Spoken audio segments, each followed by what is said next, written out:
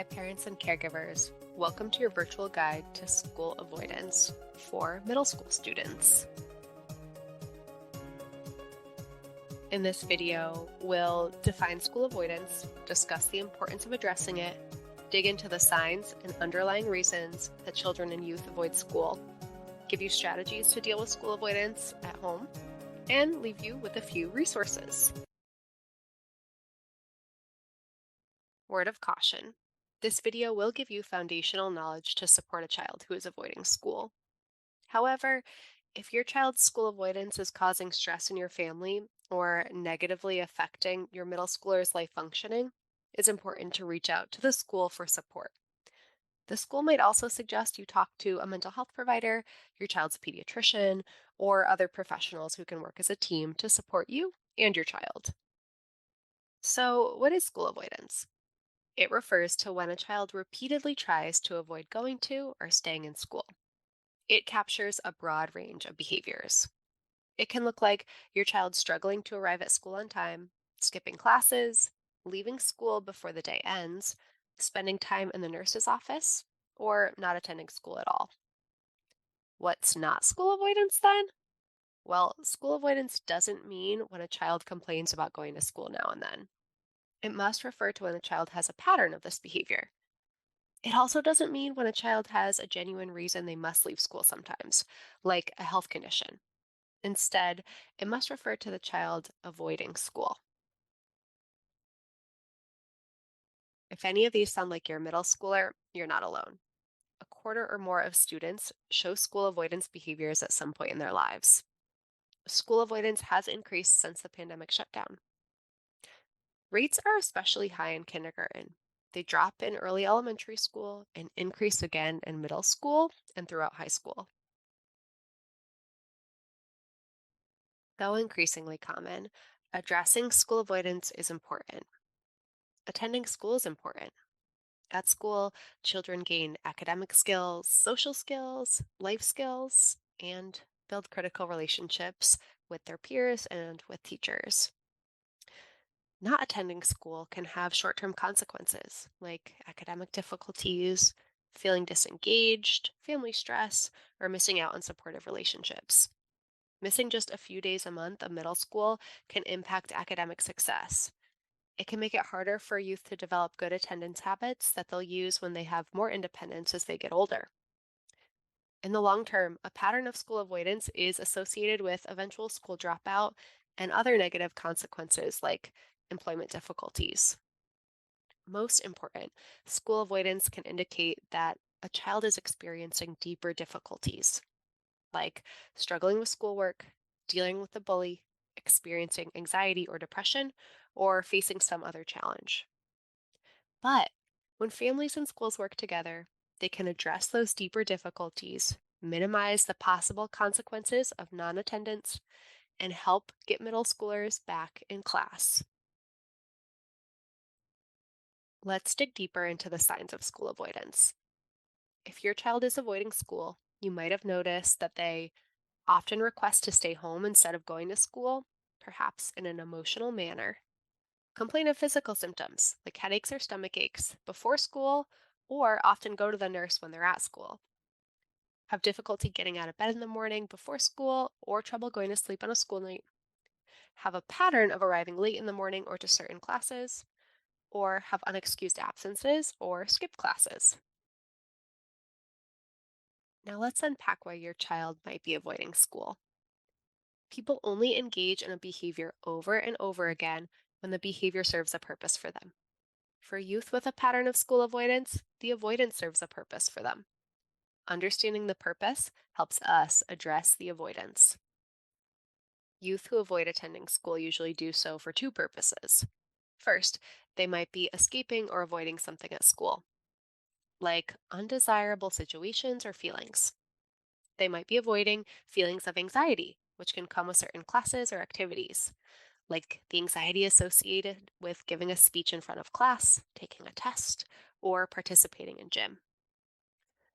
Youth who are academically struggling might also be avoiding academic tasks or feelings of frustration or failure in the classroom. Youth might also be avoiding social situations, like unstructured social time in the hallways, interacting with others on the bus, or group work. Youth who avoid school might also be experiencing bullying at school. The second underlying purpose is that youth might be staying home because doing so is more enjoyable for them than being at school. While at home, they might have access to desired items or activities like playing video games, using a tablet, or going on social media. Regardless, understanding that underlying purpose is key to supporting young people. To begin to understand the underlying reasons why your child might be avoiding school, you can talk with your child.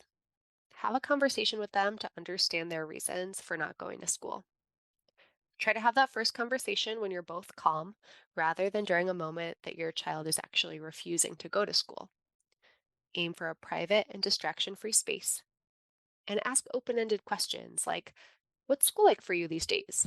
What's hard about school? What's better about being at home? Affirm what your child says. In this first conversation, avoid problem solving or judging right away.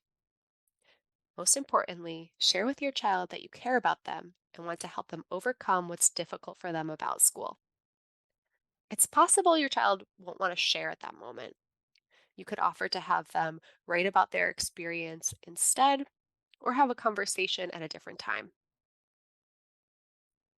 You can also look for patterns in your child's behavior. Keep a log of the days that your child shows school avoidant behavior, any concerns they express, and the circumstances, like it's the first day back after break, or they have a certain class or teacher. Remember, you don't have to figure out the underlying reasons behind your child's school avoidant behavior alone.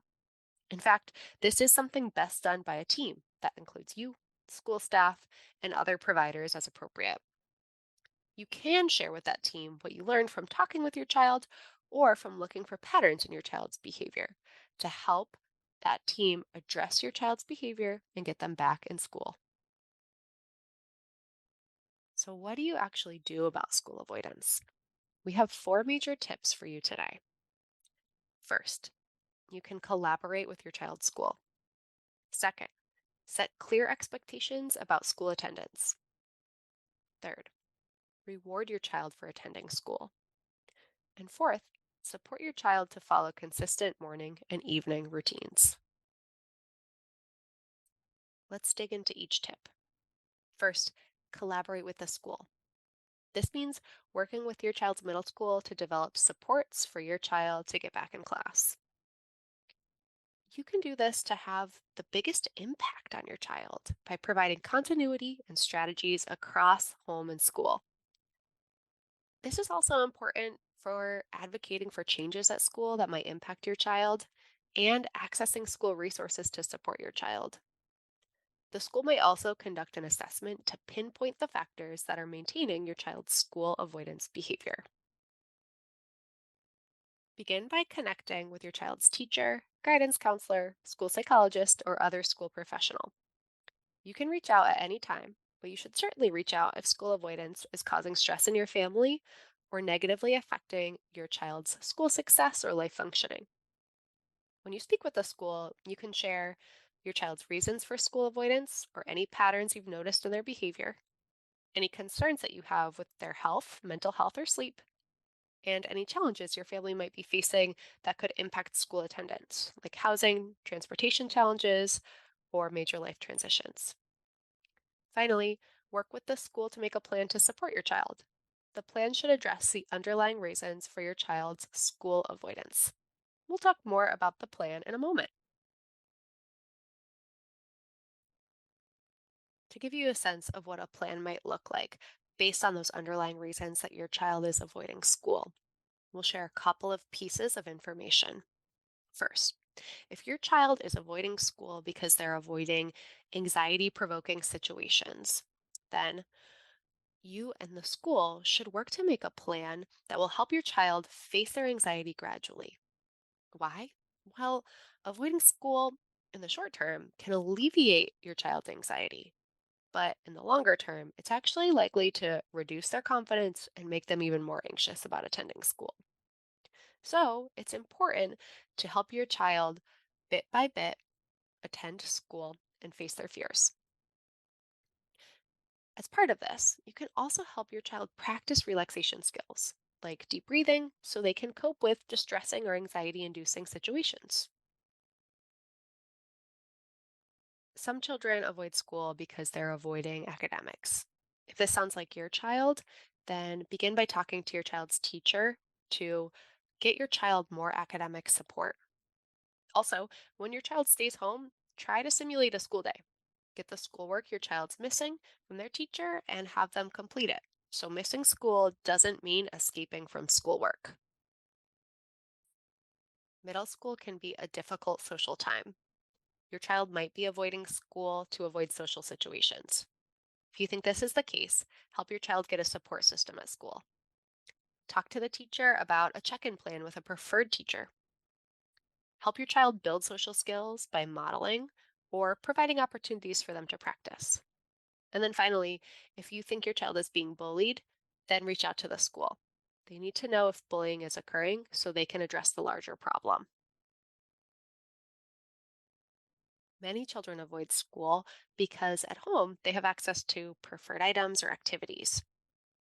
If this is the case for your child, then try to limit access to those things that your child likes, like social media, TV, a tablet, when they're home from school. So being at home is boring. If your child might be accessing unsupervised time while staying home from school, then try to make a plan for ongoing supervision. If you suspect that your child is using substances while they're at home, talk to them about this and make a larger plan to address that issue. Our second tip for you is to set clear expectations about school attendance. This means setting an expectation that your child should attend school, except for in very specific circumstances, like when a doctor says they need to stay home. This is important to help you and your child know what to do on school days, to show your child that you feel that school matters, and hopefully to avoid a power struggle because you both know what to expect in advance. To follow this tip, start by setting the expectation. It should describe when your child will and will not go to school. For example, you attend your afternoon classes every day, or you go to school every day and you don't go to school when you have a fever.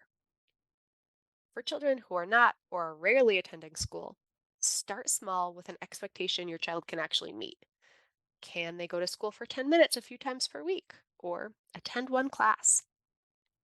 Next, teach the expectation to your child by describing what following it looks like and doesn't look like. For example, going to school every day means you take the bus to school in the morning, you stay at school all day till you ride the bus home. It means you do not stay at home with grandma. Review the expectation with your child often. Every day is great. And finally, praise your child for meeting the expectation or making progress towards it. You could also consider a reward system for your child meeting the expectation, which we'll talk about more in a moment. When I say a reward system, I mean setting up a contract with your child so they get a reward for making efforts to attend school. Rewarding attendance is important to acknowledge the work that your child is doing to get back in class, to support them and recognize their progress, and to pair attending school with fun things your child enjoys. To set up a reward system, start by identifying an attendance goal. Make sure the goal is something your child can achieve now. For example, can they attend homeroom every day or attend school until lunchtime? Work with your child to identify a reward for reaching the goal and make sure the reward is something you can provide. For example, you could give your child a snack to eat once they get on the bus. Or if they make it a full day at school, they're allowed to choose what's for dinner that night. If your child reaches their goal, give your child the reward immediately and praise them for reaching it. If not, work with your child to figure out how they can reach the goal next time, or adjust the goal if you need to. When your child is successful in getting their reward, you can increase what they need to do to get the reward gradually over time so they start building skills to be in school for longer or more often. Our final tip is to help your child follow a consistent morning and evening routine. This means helping your child follow a schedule of activities that they do every day. And this is important to create predictability related to school, provide structure during the times when your child's challenging behaviors related to school avoidance are most likely to occur, and support good sleep, which can help your child's attendance and their overall well being. To do this, collaborate with your child to create a schedule of the steps they need to follow each morning and evening. Post that schedule somewhere accessible, like on the fridge or in the living room. Or if your child prefers to use a phone or planner, help your child put it in there. Then give your child a reminder before it's time to transition activities, or help your child set up calendar events or timers so they can do it on their own. You've now heard how to identify school avoidance, and you have 4 tips for supporting a child who is avoiding school. You can access more resources related to school avoidance on the MCIU website. Follow this short link to go directly to their site and learn more about programming to support attendance in Montco. If you're looking for more resources on parenting, check out the Montco Padlet. Follow the short link here to get information on parent programming and upcoming events for families. Thanks for tuning in. We appreciate all you do to support your child.